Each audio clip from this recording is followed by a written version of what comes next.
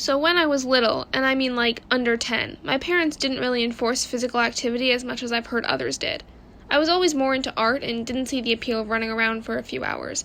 Since I never really got that much practice and exercise, it's been difficult for me to get into sports. My muscles just aren't used to straining themselves for hours at a time, so I usually have really bad muscle cramps at night if I've done anything physical during the day.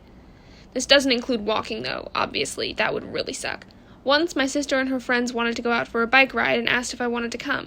I wasn't super sure, but I decided to come after reasoning out that I would probably otherwise just spend the day on YouTube.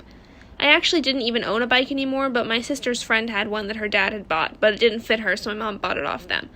It was actually a cruiser bike, which is a little different from a regular bike. You see, the wheels are smooth and the handlebars point down, so it's meant for riding over smoother ground rather than a mountain bike.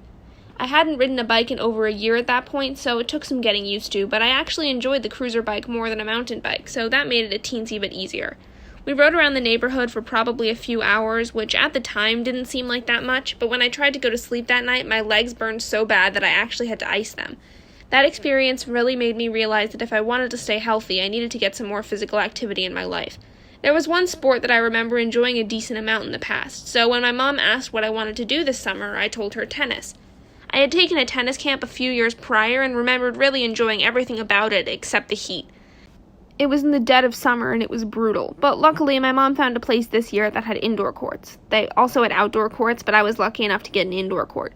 The first week of this camp, my muscles were rather sore, but I was able to sleep. Since I hadn't played tennis in over a year, and even then I had had almost no practice, it was still pretty fun and I'm excited to keep playing.